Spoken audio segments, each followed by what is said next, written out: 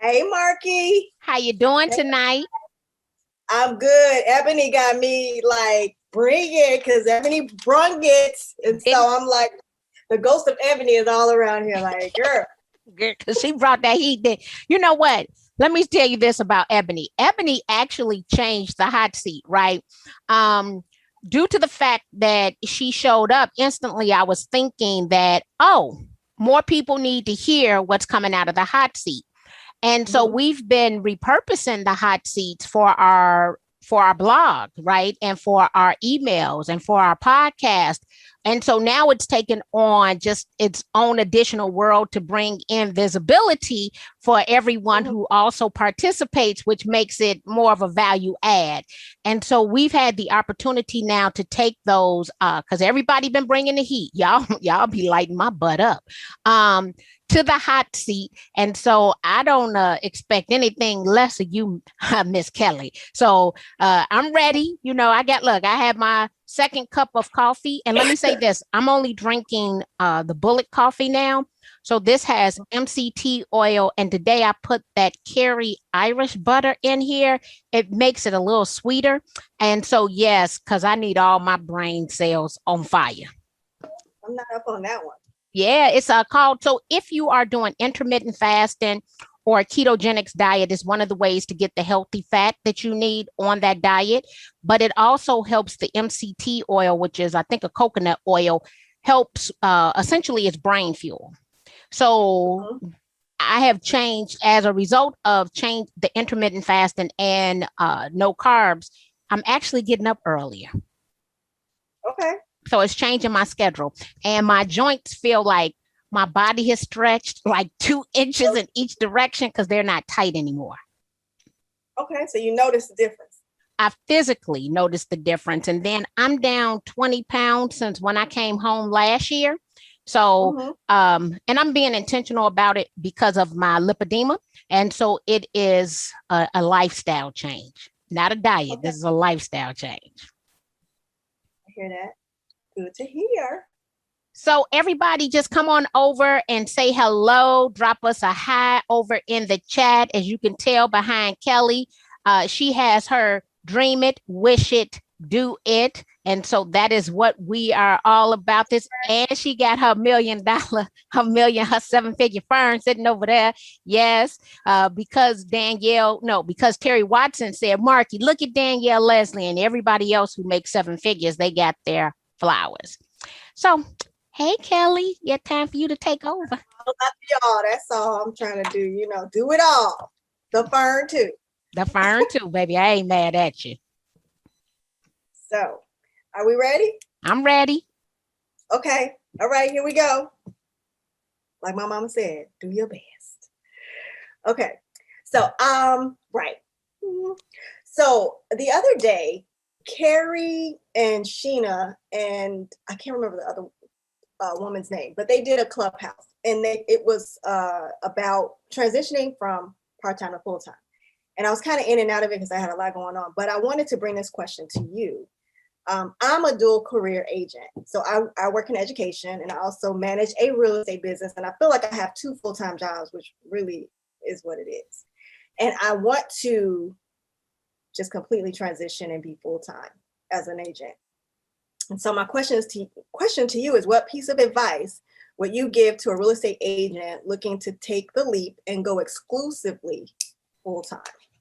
So let me I'm gonna tell you what I did, but then I'm gonna tell you what I would have done different. So I Okay. was in real estate, came in 1999. I got burned out. I came in as a loan originator. And so I got burned out and decided I should go get me a real job. I went and I Right. got a job as a pharmaceutical sales rep at Pfizer Pharmaceuticals. I was in farm sales while I was still a loan originator. That was my side hustle while I earned my real estate license. Okay. I absolutely hated pharmaceutical sales, but there Okay. were a couple of things. The number one thing was I was a non or unmarried mother.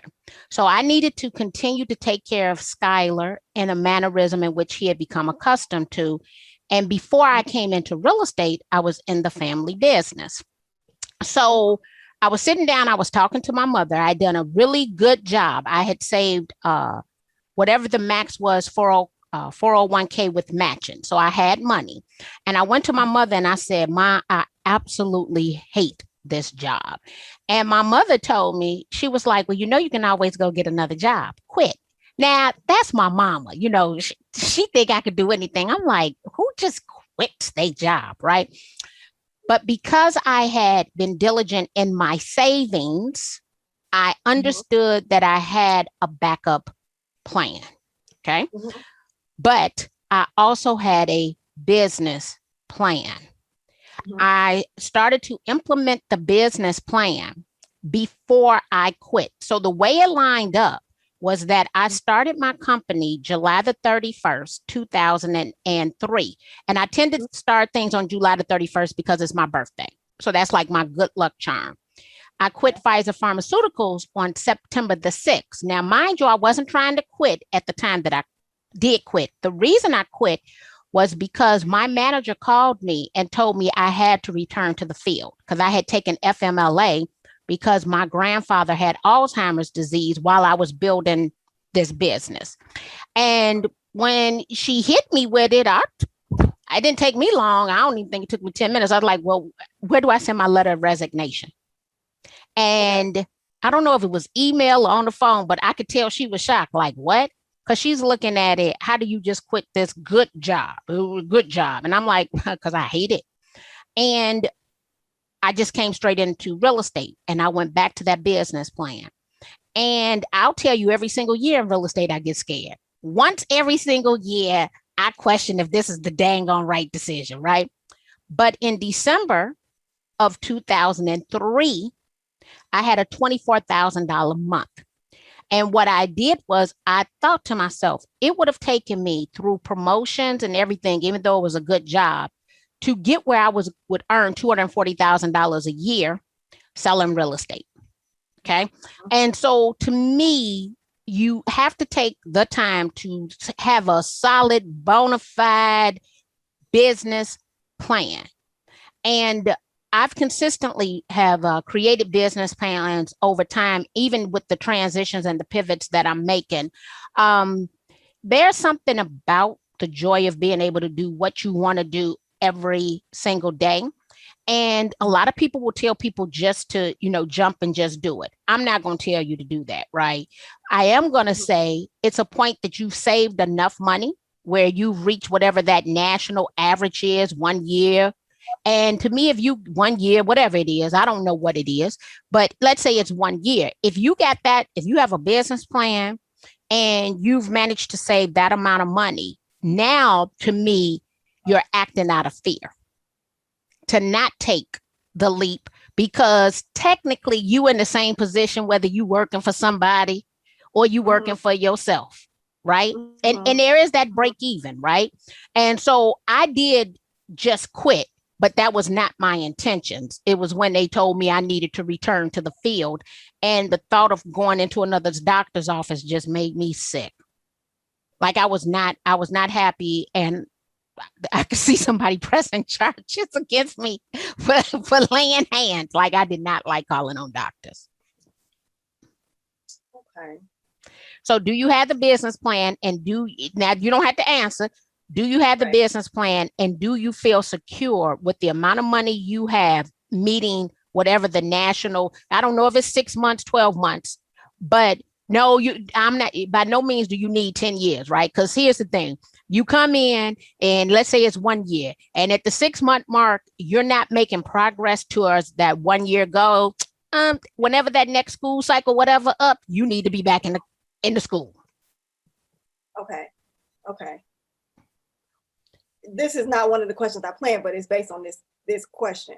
Okay. So when you are like burned out from both and you want to, and you can see that, okay, this is, the real estate business can supersede this job and education, but you're scared.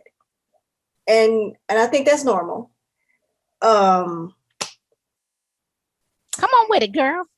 I don't know. I'm just like, I'm in a space where I'm just scared. I'm scared. But I know so that, okay, I'm doing the work consistently. So I'm seeing the fruits of that work, but I'm still scared because it's like, oh, the inventory, oh, this, that. And I'm like, oh, well, what if I get into this bind? I mean, I can always get a job.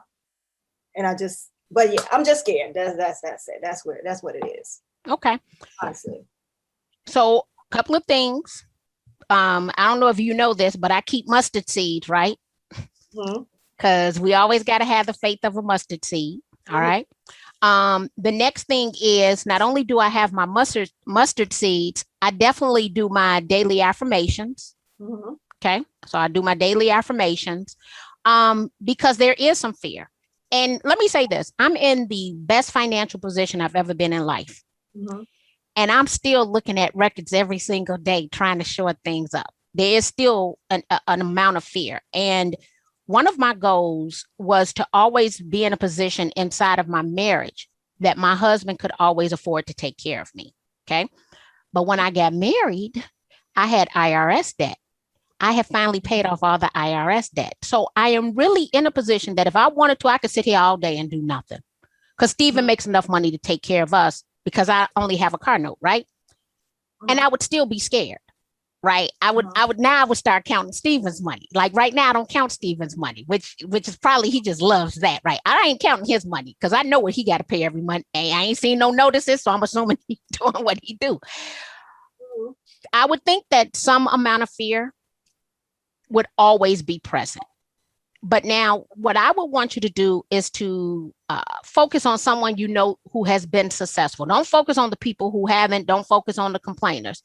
So I think that you might know that my mother is my shero. So my mother quit her job. Now listen to this.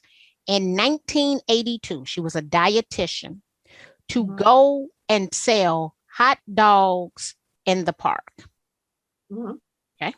She had a 1968 Plymouth that she pulled this food truck with. And my mother essentially sold hot dogs until she relocated to St. Louis. She made substantially more money selling these hot dogs in the park. But my mother was relentless about her occupation, her hustle, and how she was going to do it her way. So I had the front seat to seeing somebody do this. So I have an old video that says dope fiend mentality, right? And I think that when we start thinking about being in business, we have to have a dope fiend mentality. So I don't know if you've ever known a drug addict, but they're going to get that narcotic no matter what, right? And every single day they getting up and they going to scheme on a way on how they going to facilitate their high for the day. That's how we have to be about real estate. You have to have, because a dope fiend, you ain't telling him he ain't getting high. So we talking about a person who's irrational, right? Who often could also be homeless, right? Who got all kind of, ain't paid a light bill, a gas bill, and don't have a penny saved up. And they gonna figure that out. We can figure this out. And so I'm not saying that there's no fear that comes with it. I think that you should focus on everybody who get what they want and how they overcome that, and make that more of the focal point versus the fear. And then if church is open, you go to church. If you pray, go to church and pray on it. I do all of it to try to put myself in a position that when fear comes, I'm already so built up that I shut it down. So staying heavy on the affirmations, heavy on the prayers, heavy on the visualization, heavy on watching the movie The Secret, right? All of these different things. And then if you haven't done the landmark form, I would recommend that might be an investment that you make. The landmark form shows up in my life all the time. And overcoming fears, calling a thing, is kind of how I put it. But I am a graduate of the landmark form. So I've invested heavily in education and programs to be shored up. Okay. Landmark form. Landmark form. It's, I think, I don't know, it was $8.75 when I went through it. Some people will tell you it appears to be coat-like. It. Let me say this. They're a unique group of people. It's not coat-like, but it is definitely a mindset that any and everything you want, you can have it. So people who work at Lululemon, they make sure all their team goes through there. And I don't know if you like when you go on Lululemon, like they gonna help you, honey. And if they don't have that sage pants and that style you want, they showing you 10 other styles of sage pants, right? Because they're gonna figure it out because they need to sell you a pair of pants to help you in your workout. So you may not get what you came to get, but you're gonna get a pair of these here pants. Right. Yeah. And a lot of other big companies, and I don't know if Lulu is a Fortune 500 or not, but I'll tell you this, my son, Skylar, I sent him through the teen form, and there's parts of his life that keep showing up. So imagine he's 25, a broker, a consultant at Accenture, Howard Business Fraternity. Ain't you know. You know, but I see landmarks show up. Mm-hmm. And so that might be worthwhile, the investment, if it gets you to a place to overcome any doubt of your capabilities of being successful as an entrepreneur. And you might need to change your sphere of influence. How many of your friends, when you think about who you spend your most time with, we all got our real estate friends. I'm talking about the friends outside of real estate that you spend time with. Are they entrepreneurs? Not all. Not all. Okay. So what you want to do is I'm not saying all of your friends have to be entrepreneurs. It's a lot easier when the majority of your friends are entrepreneurs because there's a different mentality and mindset. Mm-hmm. Right. And because real estate often also is lonely, right? Mm-hmm. Isolating, you have to put yourself around other people who support the ideas and help your creativity unleash. So I have friends that are not in real estate, but I have so many real estate friends that on any given day, I can call 3-4 people and we can just talk about real estate. I do have that. Okay. So, but even when you go out for your cocktails or your drinks, right, you have to do that. So I'll give you another example outside of business. At the time that I was getting married, a lot of my friends were going through a divorce because I got married late, right? And it might appear that I did not support them in their divorces, right? Well, they were negative. They were hating me at this point, right? And I done found this dude, I think I might marry him. And I'm like, look, I'm over here in a good situation. Right. And I don't want to throw this good situation up in your face. And I don't want to hear that negativity to taint how I'm feeling about my relationship. Right. Same thing comes down when it comes to hanging out with entrepreneurs. Yeah. You got to shore up. You got to have you some friends and some support groups where you have people in real estate or just entrepreneurs, period. They don't have to be in real estate. Right. Okay. Okay. Thank you for that. Thank you for especially the mustard seed and the affirmations and just that faith. That faith. And yeah, and talking nice and positive to yourself. Mentality. That's gonna go. Dope fiend mentality. I got a full-fledged Facebook Live video on dope fiend mentality. Okay. And the reason is, my mother was great, but my mother, when I went away to college, my mother started using a drug called Karachi, which is a synthetic form of heroin. Both of my parents were heroin addicts at the same time. So first of all, I had to dig real deep inside of myself because I'm dealing with plum fools, right? They were fools. And I'm going to tell you where the dope fiend mentality came from. My mother, I had a 3-flat building. My mother lived on the 2nd floor. I lived on the 3rd floor. And I had a habit of keeping my door open because it was a family building. One of my grandfathers lived on the 1st floor. My cousin lived in the basement. But my other grandfather had sold me the building that was in an irrevocable trust to my mother. So my mother had to sign off on the building being sold to me. But what it did ensure my mother that she was going to always have a roof over her head if I had this building. Mm-hmm. So I came out of my kitchen and I noticed my mother walking out my front door. And I'm like, what was she up in my house for? And it hit me, go check your money. And I went to go check my money and some of my money was missing. So I go to the front window to yell out the third floor, bring me my money back.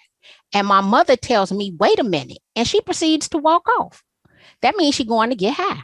Mm-hmm. When she came home, 20 minutes, 30 minutes later, I'm like, I need my money and I need it right now, or I'm calling the police. I'm having you arrested and I will evict you. You will get out of jail and your stuff will be sitting on the curb. I said, I'm done playing with you. And I was a tough parent to my parents. So my mother sat at her $10,000 Bernhardt, whatever, dining room set, because she made a lot of money. So she living good. This looked like something out of one of those Hollywood movies, right? She got $10,000 rugs in her house, but she getting high, all right? And this is insane. So my mother sits at her $10,000 dining room set and rolls me $20 worth of pennies to give me back the $20 she had taken out of my bag. That is where dope fiend mentality comes from. To see your mother sit at her dining room table and roll you $20 worth of pennies for getting high. Dope fiend mentality. And that's just one of numerous incidents that I experienced over my life. My father's always been an addict, and my mother got high for 15 years. She got clean, and then 3 years later passed away from a brain aneurysm. So I seen it. Even though I saw her quit her job, and when she did the yellow wagon and all that, she wasn't getting high. So I saw that, and then I saw like relentless Hazel. Baby, bye. If you got a dope fiend mentality, you can do anything. Okay. That's true. So I don't want nobody to go get high, okay? But I just want you to have the mentality, because it's a different mindset. And you're not telling no dope fiend no. Period. Hook or crook, they will figure it out. Thanks for that. Yeah, I knew I needed to go a little deeper to paint this visual. No. Man, look, and then this is the funny part. She had the gall to have an attitude. I said, I wish she rolling them and she mad. You gonna have an attitude, you done stole my money. Look, roll them damn pennies faster. I'm sorry. Girl, look, I had $20 in rolled pennies, because she did try to give me like the whole jug of pennies. I'm like, oh, hell no, that will not work. I want my $20 back. And then I went down there and agitated. I'm like, roll fast. Wrong, just all wrong. Okay, so yeah, I think you got the idea. So my second question. So you see realtors that struggle, but don't make really any money. And then you have realtors that's making like $500,000, why do you think that is? Why do you think some make less, some make more? What are those qualities and skills that make a six-figure agent a six-figure agent? Let's talk about, I talk oftentimes about three things that I think people need, right? When you're looking at your business plan, we need to look at price point. We need to look at rate of sale. We need to look at barriers to entry. Okay. Which often is not talked about. When I'm looking at our most successful agents in my marketplace, oftentimes they have a different level of access. Okay. Right. So that comes with barriers to entry. And I've seen agents come into the business who 10 years ago didn't even speak English. Okay. Yeah. So the mindset is definitely one. The fact that there is no option. Like they're going to make this work regardless. Okay. And the fact that I definitely believe they have systems based on a business plan. So when we look at, there are two women in the Chicagoland area, they're both platinum level realtors, consistently do over $100 million a year. What nobody really talks about is that both of them are married to men who have predictive analytics companies. Okay. Their spouses are sharing with them the probability of something closing between 0 and 1, like a remind, right? So those two would be Jennifer Ames and Emily Sachs Wong.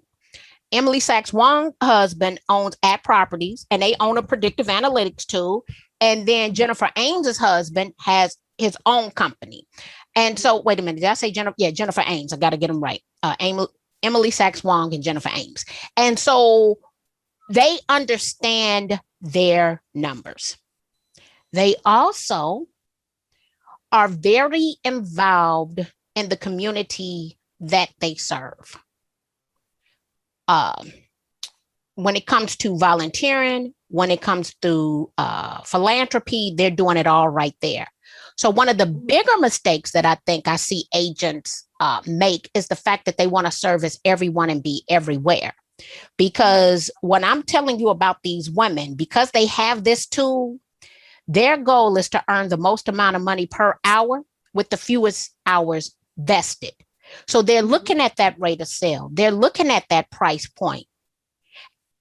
And they don't have the barriers to entry, first of all, because they've gone and successfully opened all doors through the chamber, through sitting on the board of directors for the biggest hospital in the community.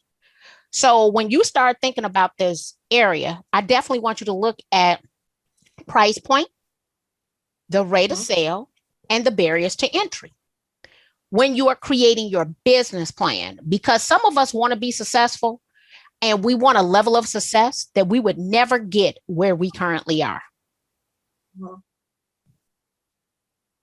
True. Question about community involvement. What do you say to the dual agent that doesn't even have time to really do anything else? You know what I mean? So I would want to go back and look at the schedule and see why you think you don't have time to do anything else.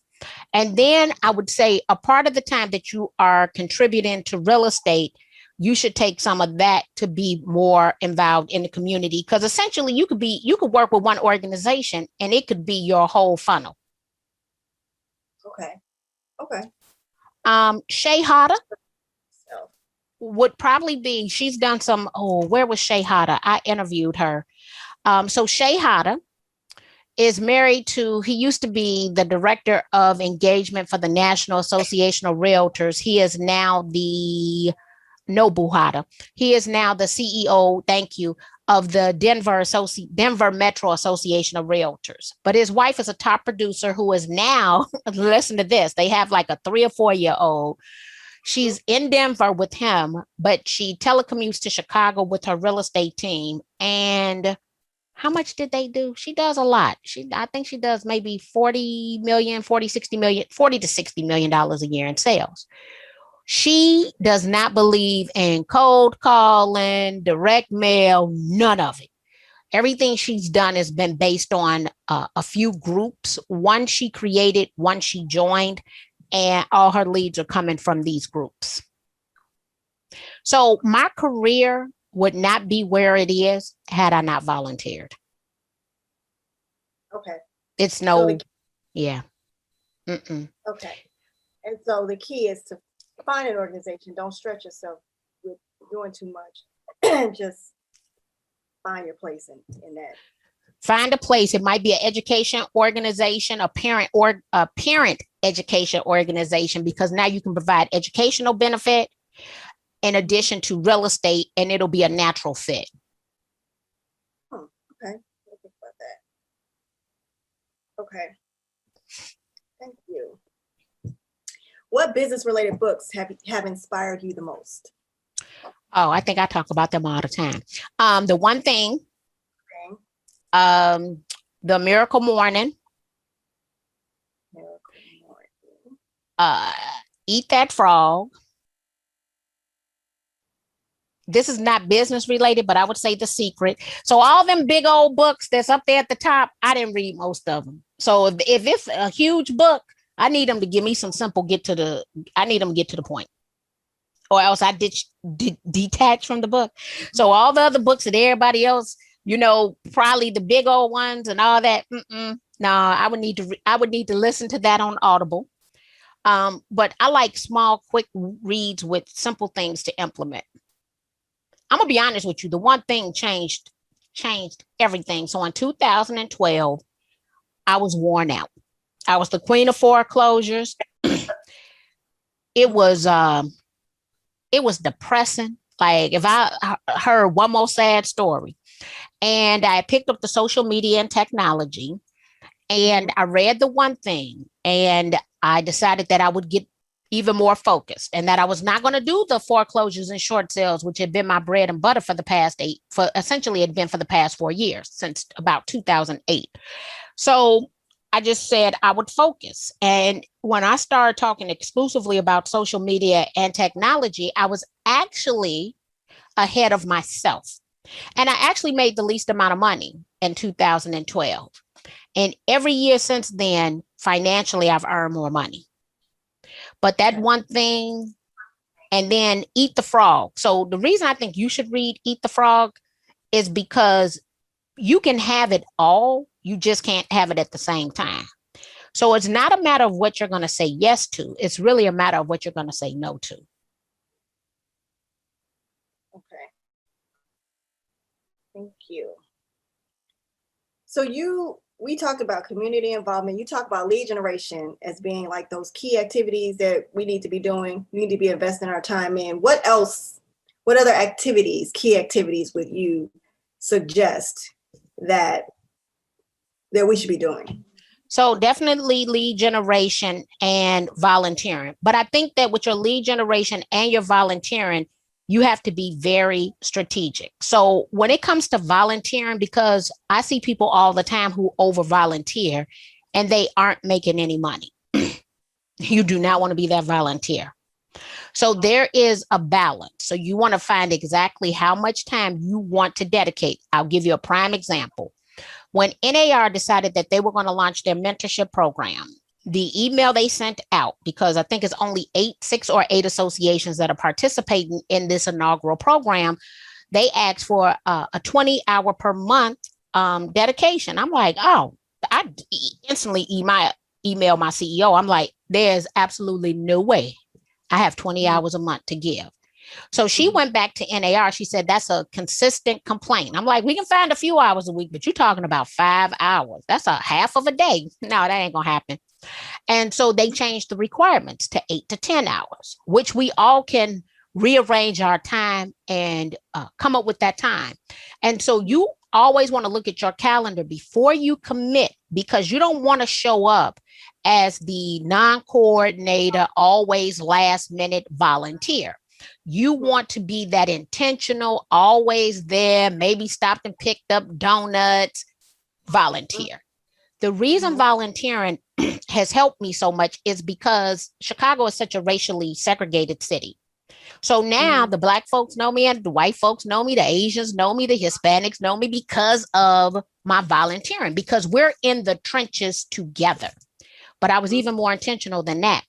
So when I first went on the board of directors back in 2006 of the Chicago Association of Realtors, I would arrive at my board meeting early, and I would put my stuff on the table. But I already knew who I wanted to sit next to, because that means that I could lean over and have a little conversation.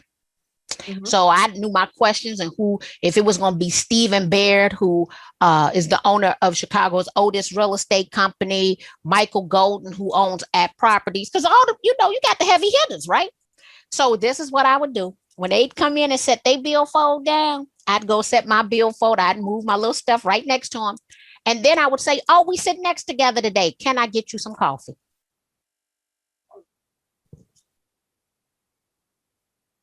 Right. And I've had Sheldon Good, who used to own one of the top auction companies in the world. I had to laugh about this. I had him walking down Michigan Avenue carrying my briefcase after a meeting. So the volunteering goes a long way. And I do it. I'm hospitable. Would you like another bagel? Oh, let me go get that for you. Because, baby, I'm going to give me $10,000 worth of advice sitting in this chair. They remember that, you know. Yeah, the least I could do is go get you a bagel and refill your coffee. Right. Okay. That's good. Thank you for that. Okay. Where am I? Okay. So you talked about your career and you're going from being a loan officer to an agent. I want to ask you, if you had the chance to start your business over, what, if anything, would you do differently?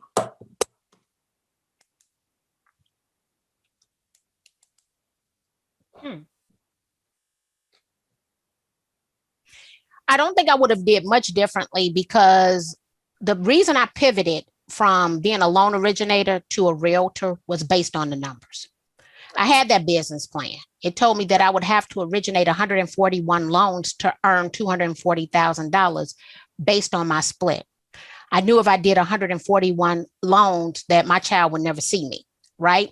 I pivoted to real estate sales where I could earn more per transaction, and I only did 70 transactions. Actually earned $2,000 more. So that was a strategic move. I've been quick to implement the advice that was given to me. Yeah, I think I'm where I'm supposed to be. I would have maybe implemented some of my strategic partnerships sooner. So I would have asked earlier if it was one thing. And what do I mean by ask? An example would be, I'm just signed agreement with the Real Estate Business Institute, and I have agreements with homes.com.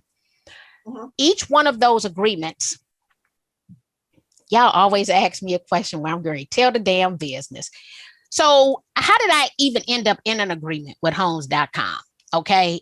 Because I'm only their third secret speaker in the history of their secret events, which is a long running event.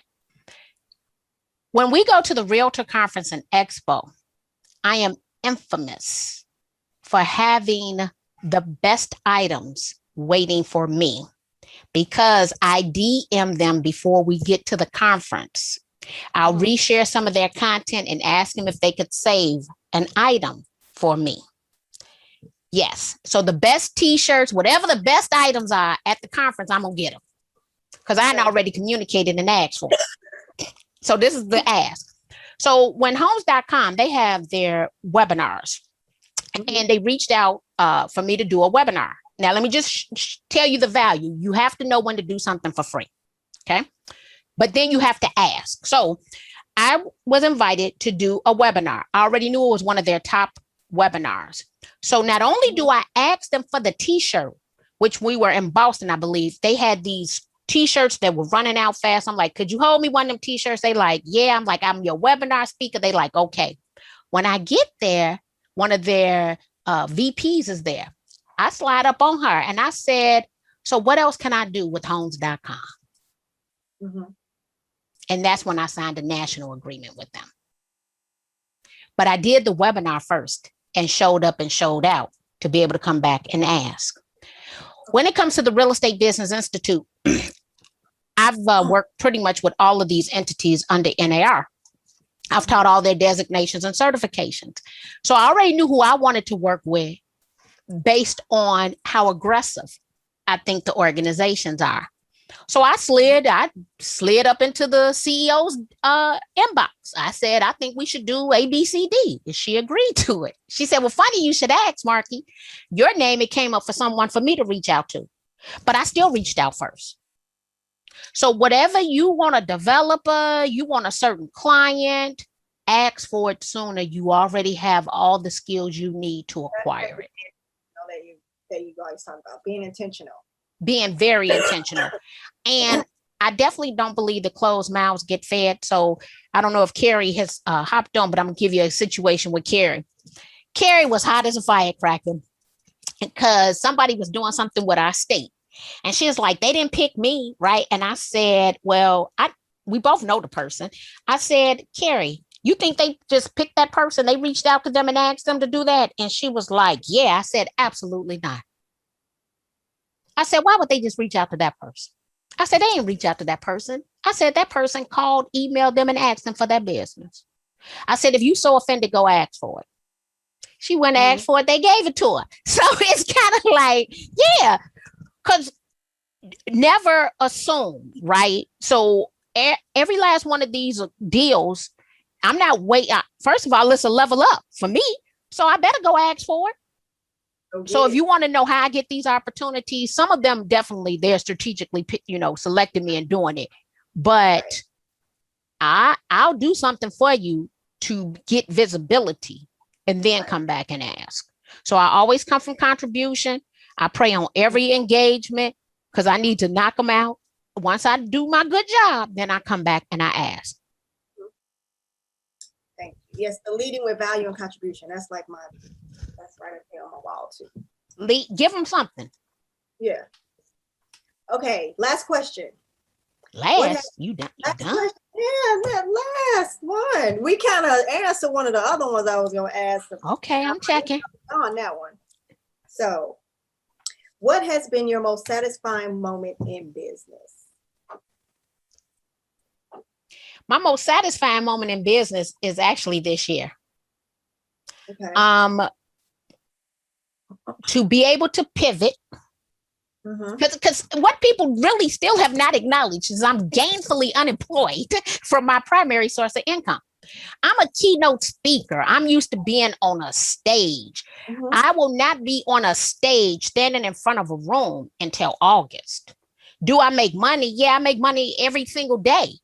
But these are new expanded streams of income. That wasn't what I was doing. Okay. So to be able to pivot, to be able to net more money than I've ever netted making less money. Operating at a 65% profitability. So that means I'm being a good servant and diligent with the earnings. But here's the kicker. The fact that I paid the IRS in full. Yeah. So let me tell you how important that is. When my husband asked me to get married on June the 3rd, 2006, I said, look, before I marry you, and we got married on June the 6th, I said, I need to come clean. I said, me and the IRS don't have a good relationship. I said, I owe them money right now. I said, and I don't know when I'm going to get straight with them. So I need to let you know this right now. I said, now I'm going to pay that state tax every year on time because I'm going to keep every last one of these licenses. But I'm going to play with that IRS. Here's what's crazy. I paid the IRS, but didn't submit the 2019 taxes, but I ain't sent them their money. Like the money sitting there and they like, what tax return we attach this to? The joy I had a month ago, paying them for every year I owed them and still had money in the bank was satisfying. So what I've told myself is I could pivot. I could develop all these other streams of income. I can operate at a high profitability and that I don't need to make as much money as I think I do to net what I want to net. To me, you are on stage, by the way. You are on stage. I know, but it's not this, like this is a modified stage. They ain't used to, I'm used to having sashay. I got walks and poses and stuff, right? So yeah, this is my new stage. And so the opportunity, I would say, is satisfying. The second one, right, would have been when I got that email from the National Association of Realtors in 2009 to speak at my very first Realtor Conference and Expo. And here's why. In 2006, my grandfather died from Alzheimer's disease. I had my third bout of pneumonia. It covered 70% of my left lung. They wanted to hospitalize me. I begged the doctor to just send me home. My mother died from a brain aneurysm. Now, this is all back to back. I got married June the 6th, pregnant July the 4th, fainted on an airplane in September, went to go see the psychiatrist, and the psychiatrist would not treat me. He said, because I was not suffering from depression. However, after my grandfather had died, my mother died, and I had pneumonia. When I got married on June the 6th, I went to Las Vegas on June the 14th to attend the Real Estate Education Association conference. Terry Watson was there, and he was teaching a class, Harnessing the Power from the Women's Council of Realtors, which has a lot to do with mindset. In that class, I wrote down on a sheet of paper, I'm going to be like Terry Watson, and I'm going to speak at the Realtor Conference and Expo. In that class, he said, don't worry about the how, just claim it. I still don't know how we got from 2006 to 2009. It's all a fog, right? I don't even talk much about that era. That's how foggy it was in my life.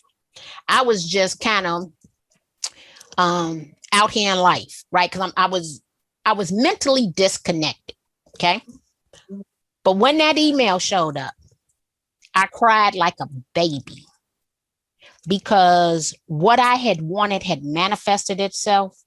And I don't know how it manifested itself. All I know is that on June the 14th in Terry Watson's class, I wrote it down, which comes back to the reason why you should have your affirmations.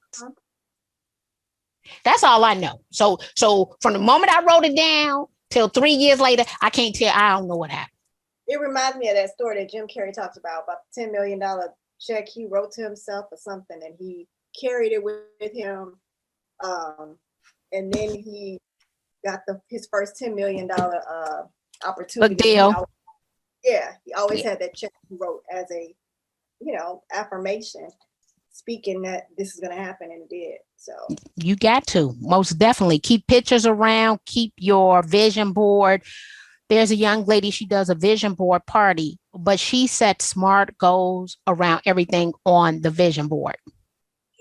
Another thing that I've recorded like affirmations into my phone, and I play it in the morning on my drive to work, affirming myself as a business owner and what my goals are. So that's been helpful to me too. So but being scared, I'm gonna be, and you're gonna get scared more. Let me be clear. But just I get every opportunity, right? Doing it scared. I'm doing it scared. I'm scared, but I'm still doing it. Yeah, just keep doing it, and just take little steps, but keep moving in the keep moving in the direction of what you want. And probably the last thing I would say, which some of you have heard before, and that is the fact that I am in my house. People think I work too much, right? So they always talk about how much I work. However, they already know I'm only going to listen to that nonsense for so much. The same way you think that I work too much and I go too hard, there's an opposite to that. It's called don't do enough, right? So I'm not going to sit around here and call y'all lazy, listless bums. Pick your effort up, and you're not going to tell me I work too much. Because it's definitely an opposite of don't work. It work too much. Don't work enough. Okay. Right. So I'm not picking on them to make them pick their pace up. Don't try to slow me down. Yeah.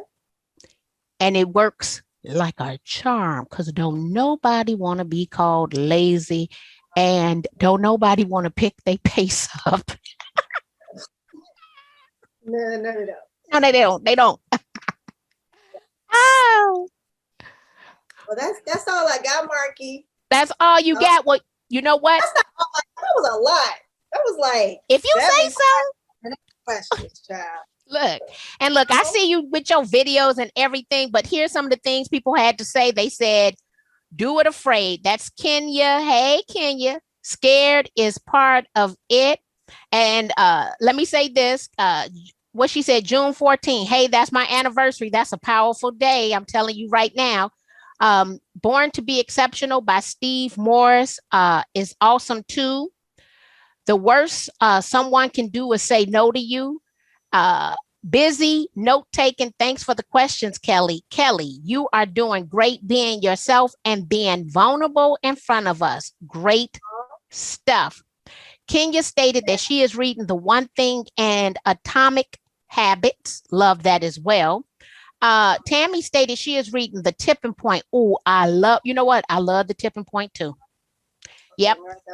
So let me tell you one of the reasons why, the 10x rule is also great. And The One Thing is great. But what I got out of The Tipping Point for me is that I'm probably doing too much because I am trying to tip myself into something different, right?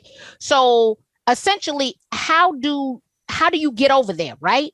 So you want to go and you want to read The Tipping Point. That's another good one as well. So I do the absolute most because I'm trying to tip over into the next being era. I think that's the concept. It's The Tipping Point and another one. It's The Tipping Point. No, that ain't it. Which book talks about when soccer players are born and the reason kids born, I think in January and February, Outliers. So yeah, The Tipping Point is the one I was saying. I like Outliers too, and The Tipping Point. Thank you, Tamika. Yeah, you knew exactly which one I was talking about. Thank you. Thank y'all. Somebody wanted to know who is the author of Tipping Point. It's like 4 of them. If y'all could drop that down into the chat. Oh, Malcolm Gladwell. Tamika's on these books. Come through, Tamika. Yes. Well, guys, I want to thank